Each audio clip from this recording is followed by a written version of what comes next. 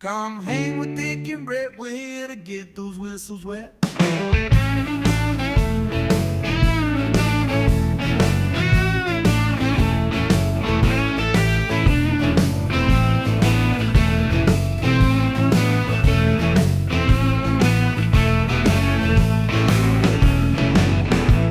Welcome back, everybody, to another episode of Beers and Bourbon with Dick and Brett. I'm Dick.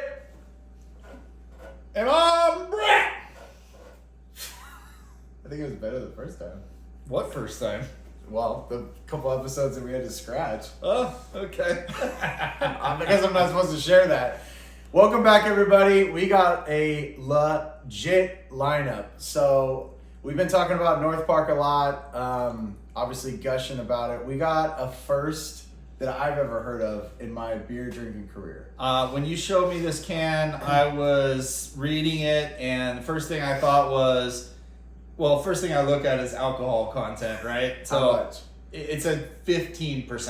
1.5. Okay, that's like when you go to Knott's Berry Farm and you order one of those like wine drinks or something. It has 15% in it because you just want to get bombed, you know? Think about the comparison. I think like a Coors Light, Bud Light, whatever your normal American lager is, it's anywhere from like low 3s to mid 5s. So it's 3 times. That's 3 beers. At least, if not more. 3 I shitty think- beers, 2 traditional IPAs. Yeah, I think it's more concentrated, so it actually probably could be considered even more beer than that. So That's I don't know. wild. Just I've seen percentage wise. I don't know Yeah. how that actually translates to how quickly it gets into your veins, but I'm assuming that it gets there pretty quick. It's like an IV of quadruple IPA. So this is QDH, so it's a quad dry hopped hazy quint.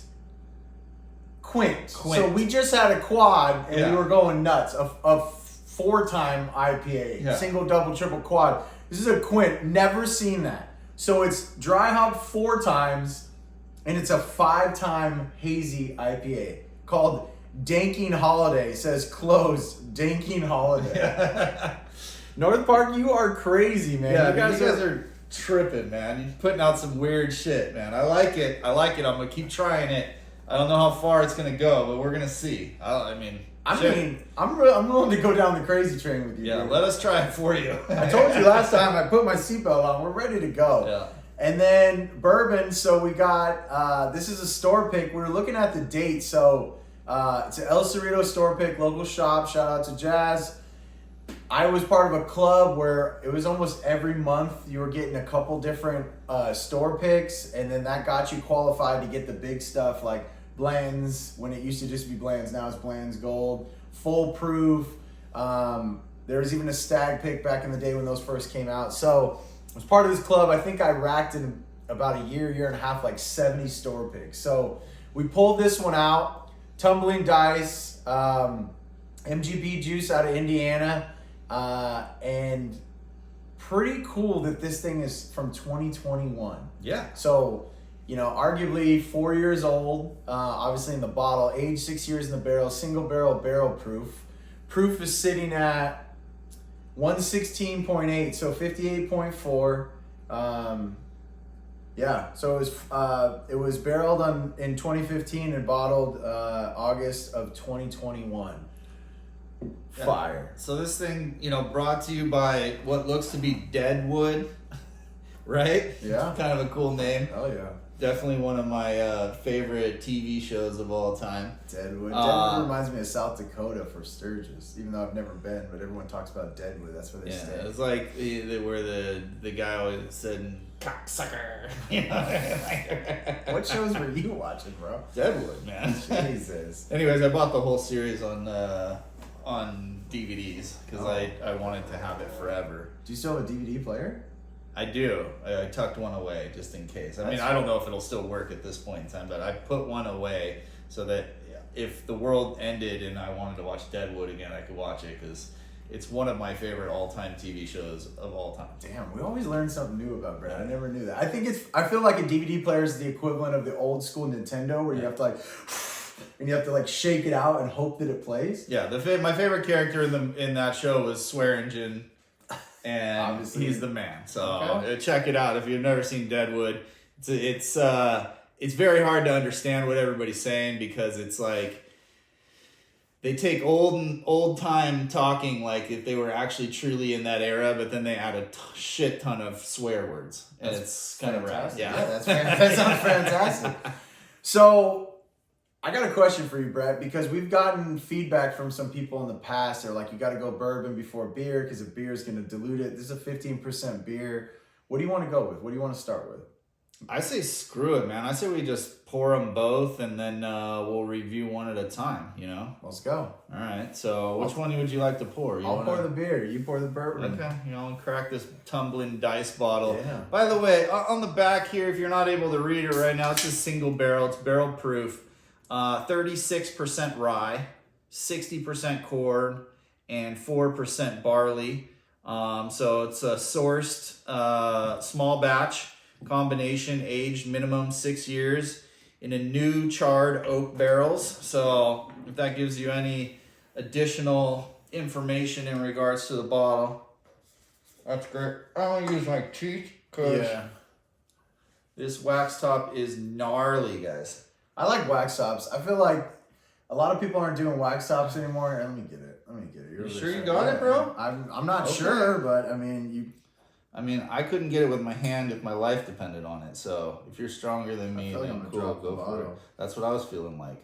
Oh, there we go. It's starting to go. Hopefully I'm going the right way. Well, that's what I was worried about. I always worry if I'm going to go the right way or not. Another thing we learned about you. So why this guy tries to pretend that he's stronger than me? I'm gonna have to get flyers, man. I'm interested. Ooh, lordy lord. Yeah. It smells damn good, and actually, I like the cloudiness of it. The color is good on this beer. It's quite gnarly. And I can't even imagine what it's going to taste like. So definitely, none of us have ever had a quad plus a quint, right? So, I mean, like, seriously, that's wild. I don't know. So, I'm excited to try it, though. All right, I got Okay, so we definitely were having some technical difficulties opening up this bottle, but Dude, look at it, the whole thing cracked off. it looks like we got it. I mean, they stuck this thing in the dip like 15 times or something like that. I don't think they were No planning joke. on us aging it 4 years, so Yeah. I mean, that probably could be a piece of it. There you go, buddy. Okay, all right. I still get to pour it. Yeah, of Special. course. Oh, I love that sound. I like that pop. Ooh, I think you're gonna like this. Actually, Man, it's got a very oily look to it. the nose is that dishwater we talked about. How's that look? Yeah, it looks I fair. think it's good. Yeah. All right. They both. Yeah, I like the nose. Yeah, me too. I liked it right out of the bottle. It smelled really good. Let's go bourbon. It's a dude. little hot. Let's go crazy. First pour. So we like to get a little warmed up, get the palate going. This is like raw dogging it, man. No beer. Brett hit me up earlier. So typically we have a certain day we try to film. We're trying to get back on track this year. And he texted me earlier and he's like, "What about today?" And I was like, "Okay." And I Today's think the perfect day. So then I get like, you know what? I got to coordinate some stuff. So I'm thinking, you know, you have those friends or people around you. And Brett's not one of those, but I think it brings an important point of like, there's a lot of people they'll get you all excited and then they let you down. So I was thinking tonight's one of those nights because it's already a long shot. Brett's like toying with me like, well, Maybe I'll come over. maybe tonight. And I'm like thinking, dude, I'm in my jammies, you know, I'm just sitting on the couch eating dinner with the family. And then I get this text, this bing, and I'm like, all right, moment of truth. And then I get are we clear to film? Yeah. I think my exact response was, I checked with the control tower. Yeah. Runway's clear. Let's go. We Let's got fucking go, Let's man. go. So let's get in this. All right, so it's definitely giving me like a higher proof nose after the first, like as soon as it caught air. Yeah. When I first opened that bottle, it smelled like caramel delicious delight, like a little caramel pie with caramel topping with caramel inside. But I get the oil. Like, it had that nose of oiliness, and it has some Got good consistency legs, to it. too. All right, so But it did as soon as the air hit it, it kind of opened up a little bit. So I still get a creaminess that you're talking about. I Yeah. still get the caramel. I get a very, like, it mellowed out to your point now that it's sat and we switched it around and we introduced some air with it because it's been sitting in that bottle forever. This is a neck pour. I'm ready to get into it. You ready to get into it? I'm ready to get into Cheers, it. Let's brother. go.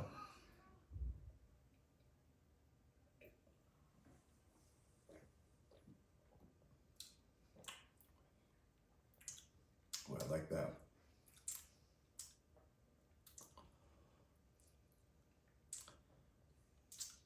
Man, it's consistent. Spice character, yet a little smooth. I feel like it's like a somersault in my mouth. But it's not letting up. It's just consistent like this. And I'm getting the hug. That thing, to me, like, it just grabbed the back of my throat and said, I'm here and I'm not going anywhere, like, for a little while. I'm still feeling it coming down right now. Like, it's still starting to, like, burn a little bit down in my chest area. Yeah, I'm feeling it. I get that cinnamon. I get the toast. Definitely, you can tell the proof. Like 58's not a lot, like a high percentage of 118 proof, but it's enough to be a barrel proof. It just qualifies. Yeah. It drinks to me a little higher proof than it is. The finish though, okay, so now the Kentucky hug is like dissipated a little bit.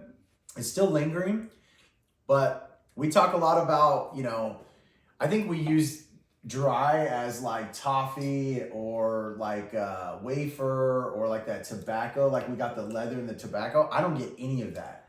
I get very oily. I get the cream. I get a good hint of spice. Man, I really like that. I want to go for number 2. You're already on number 2. Yeah, I'm trying to figure something out. And I don't want it to all go away. But it just like lingers, so it's like allowing you, it's almost like just a chameleon a little bit, just changing a little bit every couple of seconds. I got a little bit of brown sugar now on the second pour. Yeah. Second taste. A little bit up front.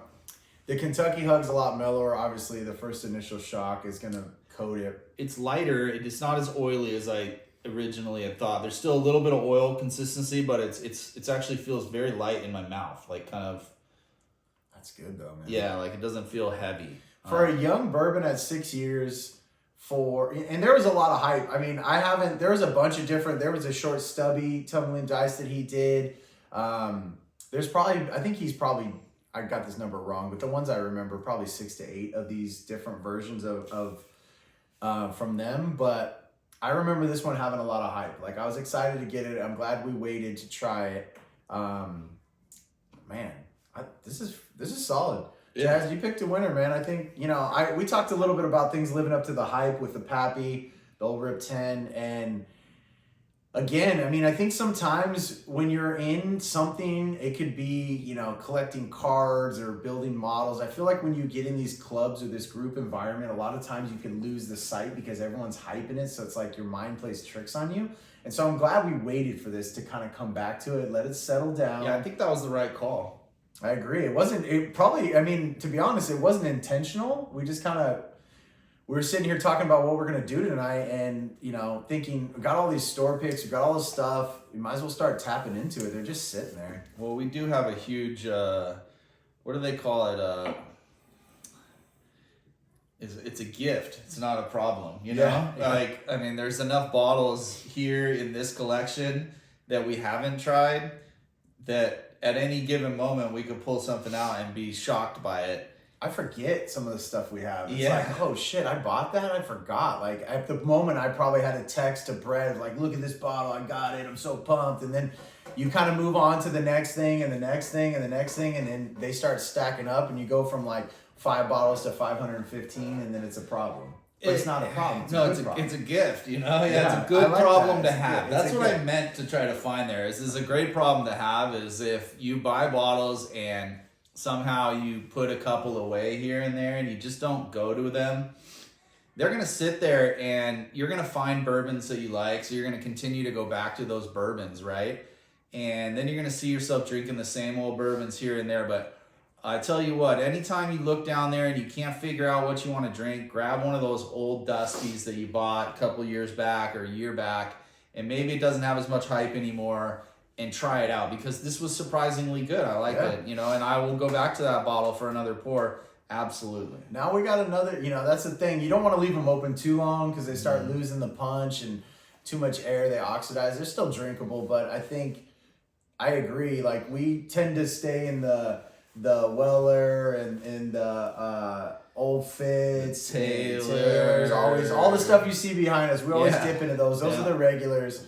But yeah, I agree, man. Good pick, good taste. I'm excited to get in this beer now. Wash this thing down. I was thinking the same thing. Like, I'm like, dude, what is a quint? Like a quintuplet? Like, you know what I mean? Like, I'm telling you, North Park, you guys are freaking savages, dude. Yeah. You're pushing the envelope. Like, if you look, I mean, hopefully you follow them. If you're following us and you've never heard of them, if you're out of state, you'll definitely be jealous because they're about 65 miles from us down in San Diego. But, I mean, on my feed, it's just every week is a new drop of 2 or 3 or 4. And it used to be triple hazies, and now they're quad hazies, and now you get these, and it's like... You got a quint. A quint, like, never even heard of it, man. So... This is the first. This is a Dick and Bread exclusive. 15% quadruple dry hopped quintuple IPA. Yeah, what hazy. The fuck? Hazy. Yeah. I don't think you could drink a West Coast, but I mean, I don't think it would be enjoyable. It smells delicious. I'm not gonna lie. It's got a lot of great hops in it. If you guys were wondering the hops that it has in this bottle, it's a long list, but here we go. I'm gonna give it to you. It's Citra Cryo, Citra Dynaboost. So 3 types of the Citra strain: Nelson, Galaxy, Waimea, and Rakow Sub-Zero Hop Keef. Right? So, I mean, that's a long laundry list there, right? And it's pretty cool. It's cool too because the cryos are more concentrated. The hop keef, like, now you're getting the crystals coming out of the hops. Okay, I'm sorry, I'll stop talking. No, you can go. I mean, but I want to try it.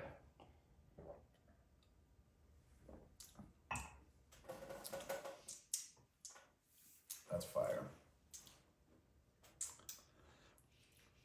So it's definitely not boozy. I would be drinking this not knowing it's 15% personally. I'm gonna disagree. Okay, I like when you disagree. It's slightly boozy to me.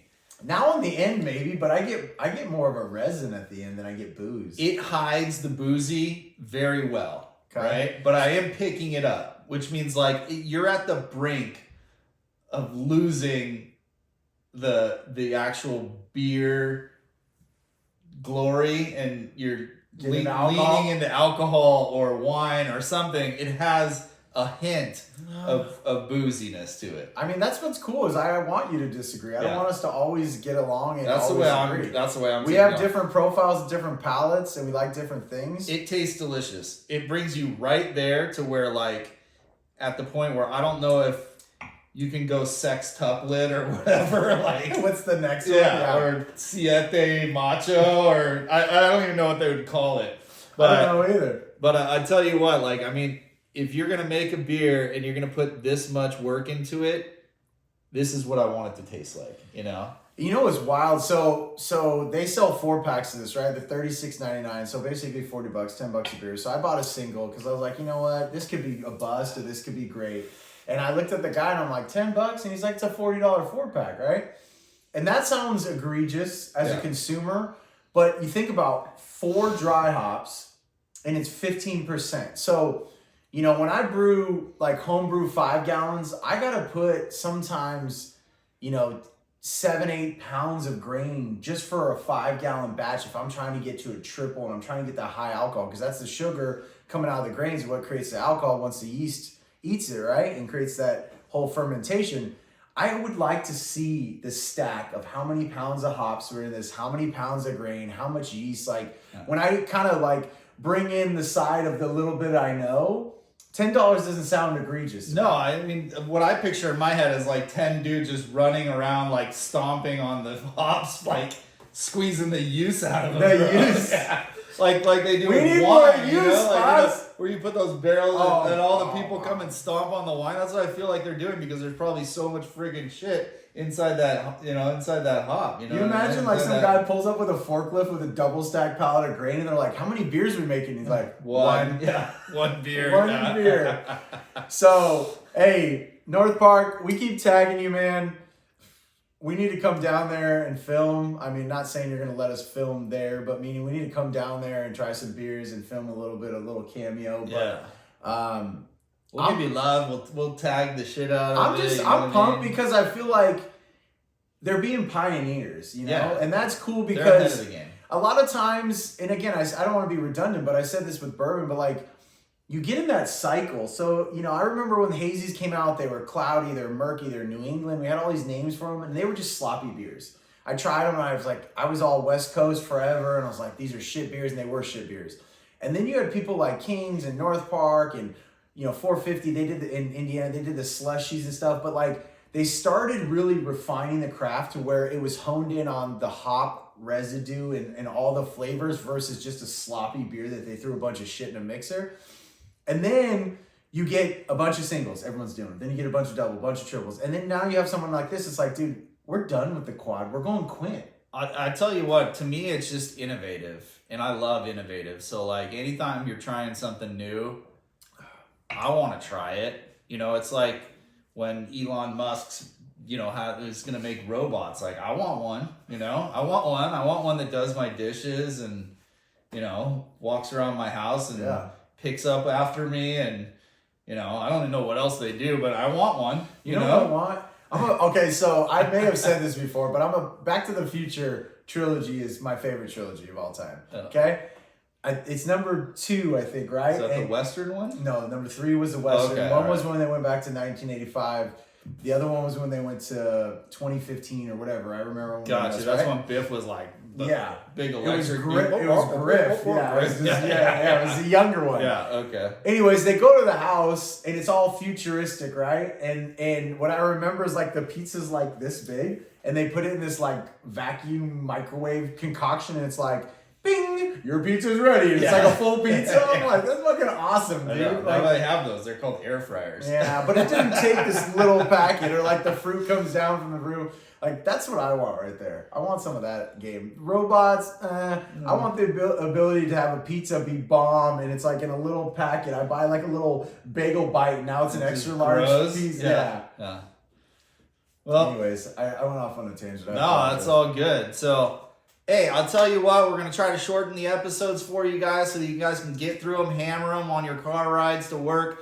Maybe you don't have as long of a commute because, you know, if we're getting to 13 minutes and we're not getting watched anymore, it's probably because you made it to work. Yeah, you know, I'll take that. You got to think of other ways to get the content in. So we had a great week this week. We're super pumped. We're coming back next week. We're going to drop some more and keep an eye out for our like short ones. We're going to do some 6 minutes, some 3 minutes, some 5 minutes, some 7 minutes. You know, try to keep you guys engaged. If you have anything you want to say, please let us know. Drop a comment on our YouTube page. Tell all your friends to subscribe. We're making a big push right now. We're at, I think, 150 plus. Looking to get to 250 soon. So if you guys can help us get to 250, we'd really appreciate it. And other than that, I mean, we want you guys to have a wonderful week. And Dick and Brett, we're out.